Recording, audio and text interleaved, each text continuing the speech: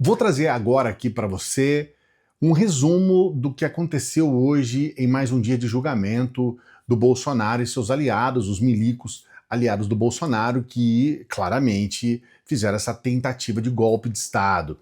É importante você entender alguns pontos antes da gente trazer esse resumo aqui, para que fique bem claro o que aconteceu hoje.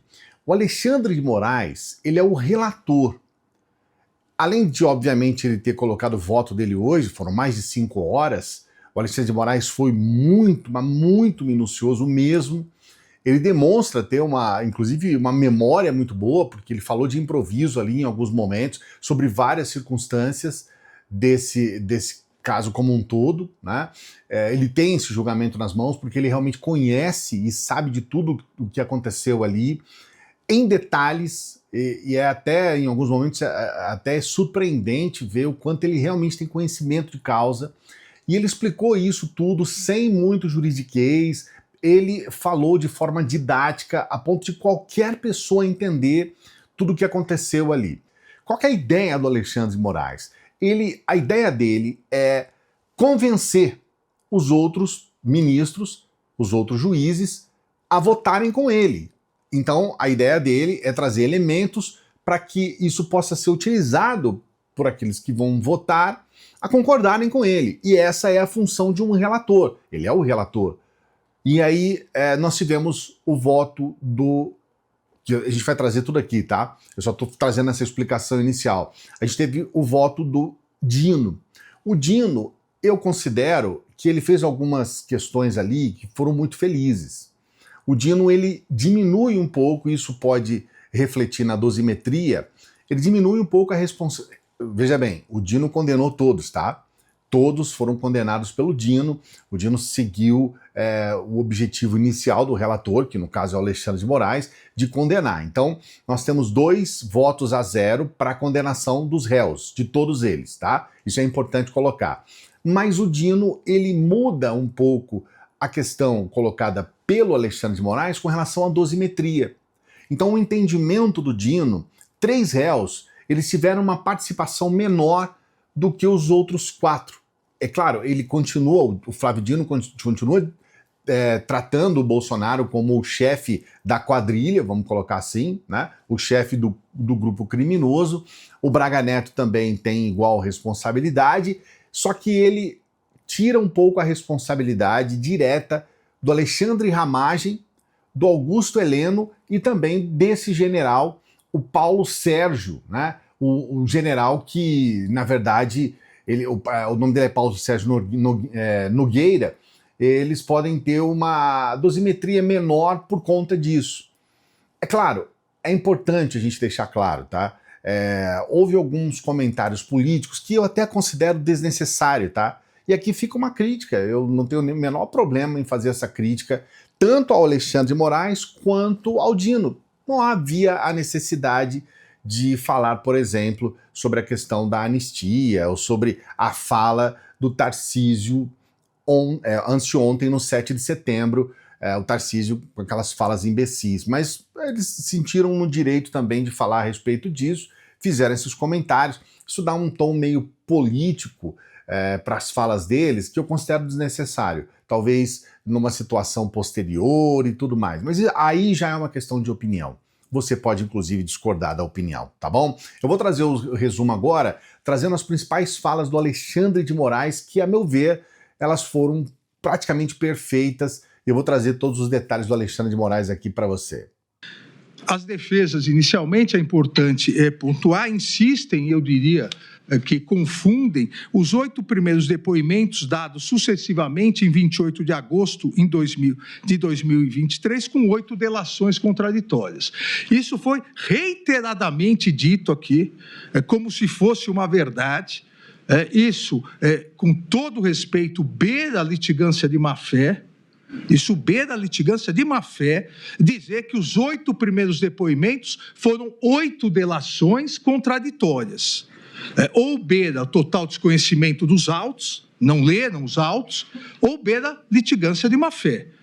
Porque basta a leitura da colaboração premiada para verificar que, por uma estratégia de investigação, Essa estratégia pode ser mais correta ou menos correta, mas por uma estratégia de investigação, a Polícia Federal resolveu, ao invés de um grande depoimento único no dia 28 de agosto de 2023, resolveu fracioná-lo em 8 depoimentos, porque eram 8 fatos diversos. Quero aqui recordar, para aqueles que leram efetivamente os autos, que uns falavam sobre joias, e vários sobre joias, porque eram momentos diversos as joias, outros falavam sobre vacinação, sobre falsificação de vacina, outros falavam sobre tentativa de golpe, ou seja, são 8 depoimentos que poderiam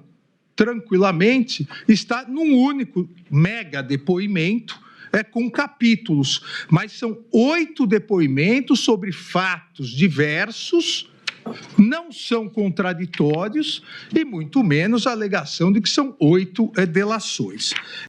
Não é, ministra Carmen, não é razoável achar normal um general do Exército, general 4 estrelas, ministro do GSI, ter uma agenda com anotações golpistas, ter uma agenda preparando a execução de atos para deslegitimar as eleições, para deslegitimar o Poder Judiciário e para se perpetuar no poder. Eu não consigo, ministro Flávio, entender como alguém pode achar normal, numa democracia, em pleno século XXI, uma agenda golpista. Alexandre Ramagem se dirige a Jair Bolsonaro afirmando, abre aspas, por tudo que tenho pesquisado, mantenho total certeza de que houve fraude nas eleições de 2018, com vitória do senhor no primeiro turno. Vejam, presidente, essas mensagens que foram alteradas 2 dias antes da live do réu Jair Bolsonaro e cujas informações ele utilizou, que o réu Alexandre Ramagem quer fazer acreditar que era um diário para ele. Eu repito, com vitória do senhor no primeiro turno, ou seja, obviamente a mensagem dirigida a Jair Bolsonaro. Todavia, ocorrida na alteração de votos. E continua, na realidade, a urna já se encontra em total descrédito perante a população. Deve-se enaltecer essa questão já consolidada. A prova da vulnerabilidade já foi feita em 2018, antes das eleições. Resta somente trazê-la novamente e constantemente. Deve-se dar continuidade àqueles argumentos. Essas questões devem ser massificadas. A credibilidade da urna já se esvaiu, assim como a reputação de ministros do Supremo Tribunal Federal. Isso não é uma mensagem de um delinquente do PCC para outro. Isso é uma mensagem do diretor da ABIN para o então presidente da República. Temos um ministro do Supremo que ousa continuar fazendo aquilo que nós não admitimos. Só nas ditaduras, juízes ou ministros fazem o que um ditador determina. E nem em ditaduras todos os juízes ou ministros fazem. No nosso Supremo Tribunal Federal, disse o réu Jair Messias Bolsonaro, infelizmente isso não acontece. Temos um ministro do Supremo que ousa continuar fazendo aquilo que nós não admitimos.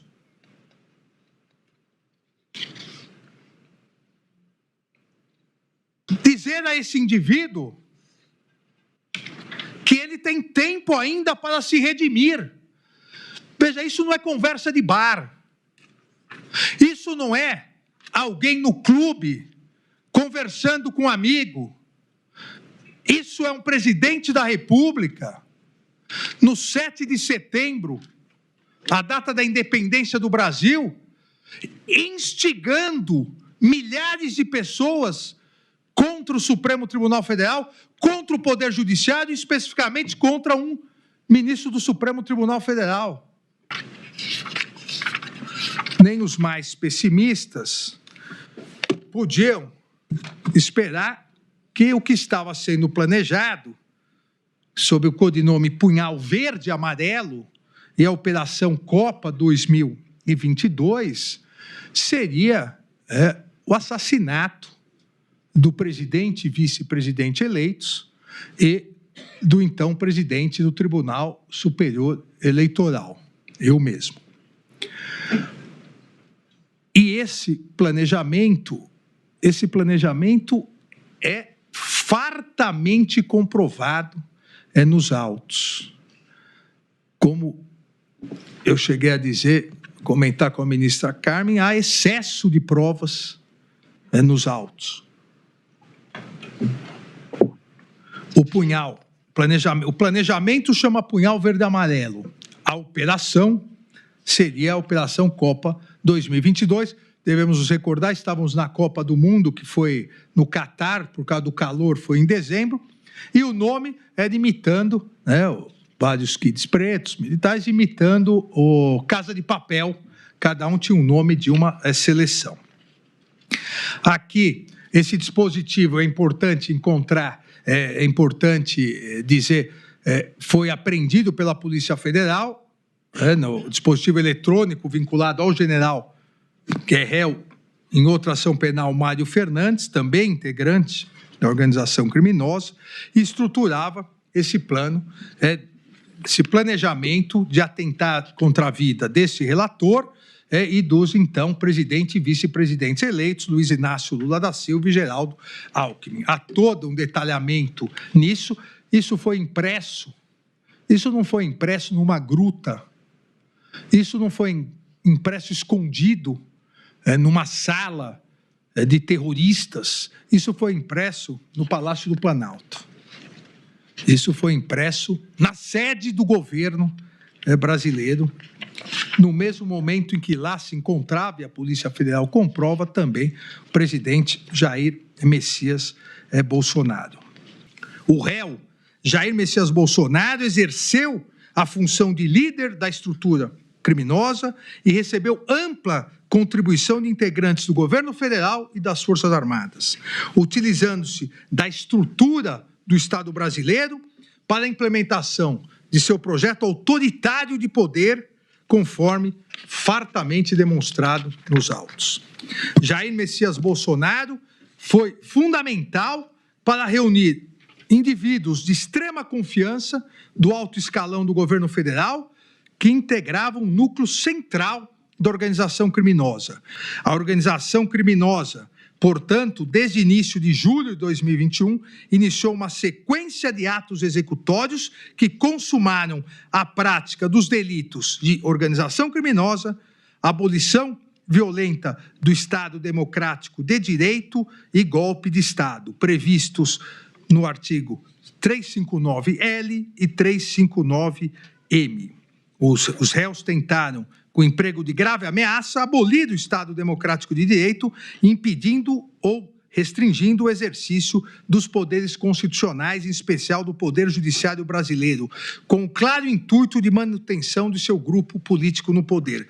Da mesma forma, mediante diversos atos executórios voltados a tentar depor por meio de violência ou grave ameaça o governo legitimamente constituído, seja impedindo que houvesse a diplomação e posse do presidente e vice-presidentes eleitos, no denominado autogolpe, seja retirando-os do poder após a posse em verdadeiro golpe de Estado, no que culminou com os violentíssimos atos criminosos de 8 de janeiro de 2023, que tipificaram também por participação nos termos do artigo 29 do Código Penal, tipificaram os delitos de dano qualificado pela violência e grave ameaça contra o patrimônio da União e que com considerável prejuízo para a vítima e deterioração de patrimônio tombado.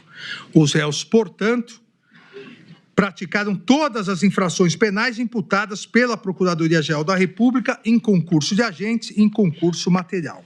Diante de todo exposto, voto no sentido da procedência total da ação penal para condenar os réus Almir Garnier Santos, Anderson Gustavo Torres, Augusto Heleno Ribeiro Pereira, Mauro César Barbosa Cid, Paulo Sérgio Nogueira de Oliveira e Walter Souza Braga Neto pela prática das condutas de organização criminosa armada, tentativa de abolição violenta do Estado Democrático de Direito, golpe de Estado, dano qualificado pela violência e grave ameaça contra o patrimônio da União e com considerável prejuízo para a vítima e deterioração do patrimônio tombado, observadas as regras de concurso de pessoas e concurso material, em relação a Jair Messias Bolsonaro, pelas mesmas infrações já descritas e a imputação específica de liderar a organização criminosa.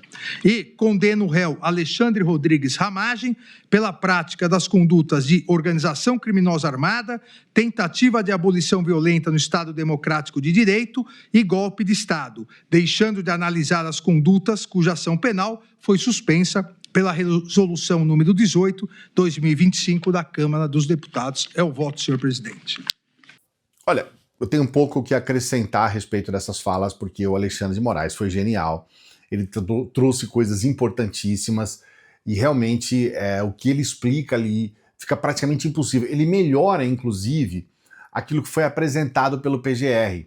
Ele melhora a apresentação do PGR, que tinha a obrigação, né, de uma acusação direta, do levantamento direto de tudo o que aconteceu. O Alexandre de Moraes, na minha opinião, ele se saiu melhor do que o PGR. Eu vou trazer agora também as falas. O Dino, ele tem essa coisa de ser bem-humorado, fez algumas brincadeiras, e eu quero trazer também um pouco disso para você, sempre pedindo para você dar o like. Olha, dá um trabalho danado fazer um roteiro desse, tá?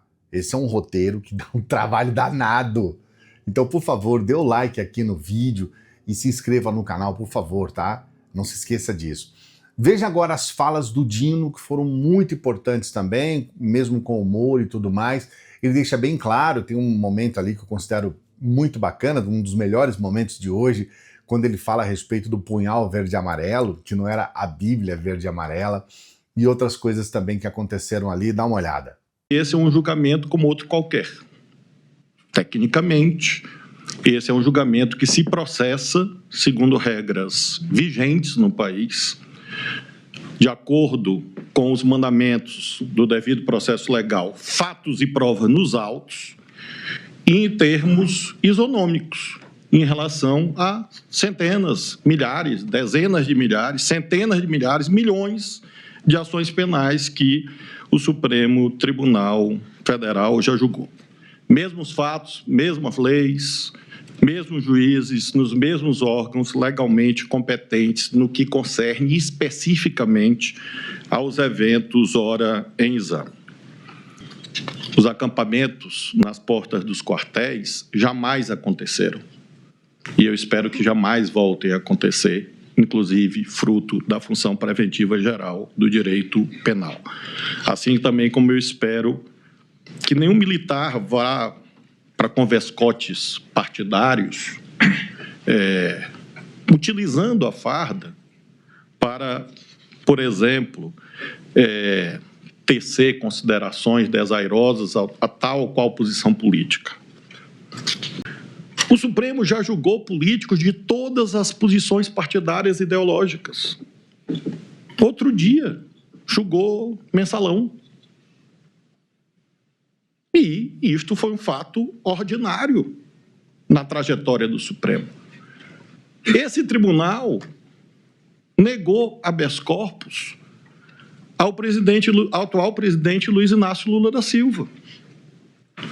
E parece que numa abordagem clubística, e que eu lamento profissionais do direito às vezes adiram, quando o árbitro de futebol marca o pênalti para o meu time, ele é o melhor do mundo.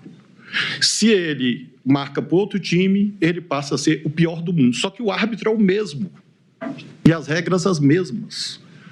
E isto, portanto, se presta a mostrar que não há julgamento aqui de uma posição política A ou B. Até porque outros eventos... E há investigações aqui com políticos de todos os partidos. e são conduzidas de modo igualitário. As pessoas chegaram na Praça dos Três Poderes porque elas enfrentaram a polícia, isso está nos autos, e não existe forma de enfrentar a polícia a não ser com violência. Eu não conheço nenhum caso na literatura em que manifestantes chegaram para policiais e disseram: por favor, eu vou romper esse cerco policial, e trouxe flores e chocolates e bombons, e os policiais abrem o cerco. Não, está nos autos, é confrontação física, é imposição de força, para chegarem aqui na vizinhança do ministro Fux, insone, com, diz a literatura, a história do tribunal, diz que Sua Excelência, inclusive, preocupado com atiradores de elite, e a mostrar, portanto, o ambiente que existia naquele momento da invasão violenta da Esplanada, em que o Supremo não foi invadido, com a graça de Deus, e creio que o Supremo deve a Sua Excelência, o ministro Fux, que tomou as providências necessárias. O nome do plano não era Bíblia Verde e Amarela, era Punhal Verde e Amarela. Os acampamentos não foram em portas de igreja. Eu tenho uma fé religiosa profunda. Entrei aqui no Supremo com 10 santos, tem mais de 50 agora. Porque preciso deles. Mas, creio que se você está com o intuito pacifista, e você tem uma irresignação, você vai à missa, vai ao culto. Ou, quem sabe, até acampa na porta da igreja. Mas não. Os acampamentos foram na porta de quartéis. E eu sei que se reza nos quartéis, mas, sobretudo, nos quartéis há fuzis, metralhadoras, tanques. Então, e o Supremo está fazendo seu papel. Aplicar a lei ao caso concreto. Nada além disso. E nós não podemos, aí sim, seria indesejável que alguém se intimidasse por ameaças ou sanções. Quem chega no Supremo, e eu me espanto com alguém imaginar que alguém chega ao Supremo e vai se intimidar com tweet. Será que as pessoas acreditam que um tweet de uma autoridade, de um governo estrangeiro, vai mudar um julgamento no Supremo? Será que alguém imagina que um cartão de crédito ou Mickey vão mudar o julgamento no Supremo? Pateta. O Pateta, ele aparece com mais frequência, né, nesses eventos todos. Então, nós estamos aqui, e é isso que o presidente conclui dizendo, fazendo o que nos cabe. É como voto, senhor presidente. Acompanhando o relator com afastando as preliminares para facilitar a vida da secretária da sessão. Afastando as preliminares, acompanhando o relator quanto ao juízo condenatório que fez, com a ressalva de participação de menor importância para os réus Alexandre Ramagem, Augusto Heleno e Paulo Sérgio. Muito obrigado. Esse é o Flávio Dino. Olha, a maior tristeza que eu tenho, em particular, é que o Flávio Dino não seja, a gente não sabe o dia de amanhã, mas muito provavelmente ele não vai ser presidente da República, né?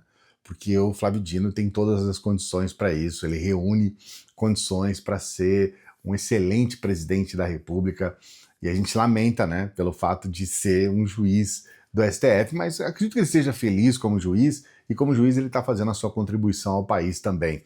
Eu quero que você coloque aqui nos comentários o que você acha a respeito desse primeiro dia, o que você acha a respeito das falas que a gente colocou aqui nesse resumão. É muito importante para a gente ter esse feedback aí do que a gente está fazendo aqui, do nosso trabalho. Não se esqueça, dê o like aqui no vídeo, se inscreva no canal, dê o like e se inscreva no canal, dê essa força para a gente. Aproveite essa oportunidade da renda extra. Apenas com seu celular, no dia que você quiser, na hora que você quiser, você já tem condições de ganhar esse dinheirinho todo mês aí para você. Renda extra. Estamos falando de trabalho. Isso aqui é trabalho, não é dinheiro fácil. É um trabalho. Pode ser considerado fácil o trabalho, Porque você pode trabalhar no dia que você quiser, na hora que você quiser, no tempo que você quiser, e você vai trabalhar no teu celular. Aí eu considero uma coisa bacana.